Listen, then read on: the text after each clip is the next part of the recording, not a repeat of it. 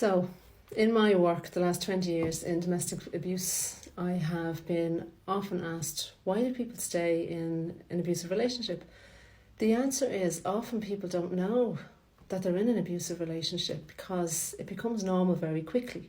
So the grooming tactics that begin, it was like a whirlwind romance, and you're brought on a roller coaster, an emotional roller coaster. So I want you to imagine that you're on a crazy roller coaster.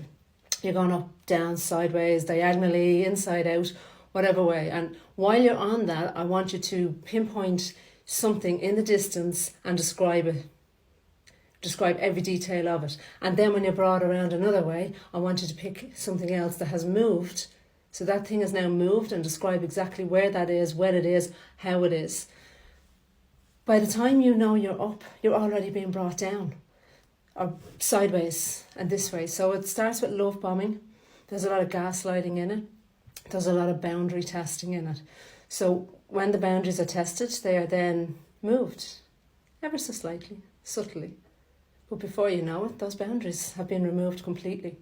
So it's a very difficult thing to rationalise and understand when you're actually in this, because the love bombing, it's like it's all or nothing. It's like the grand gestures, the compliments, flattery, all of this, and then it's taking that away and going cold on you and bringing you on this thing where you're saying, what have I done? Have I done something wrong to upset this person? You then feel responsible for that person's moods, then that person's reactions, if they have a reaction, whether it's an aggressive reaction or a silent reaction.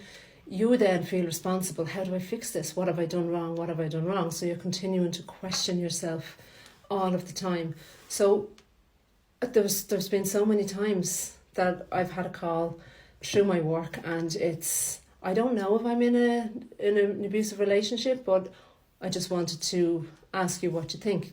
So when they then start describing the relationship, it's exactly this. The emotional abuse is there. It can then be physical, but it's done in a very subtle way where it's the fault of the person. That's what they're feeling. So it's really about the love bombing, the gaslighting, the boundary moving, and the boundary testing. So there's so much going on that it's so hard to pinpoint what it is. You feel that there's something not right, but then when you're feeling that, you're dragged and pulled in another direction. So it's the distractions. There's so many disruptions in it. So it's not as straightforward and as black and white as you might think. And it's only when you're trying to get out of it you realise how deep it is.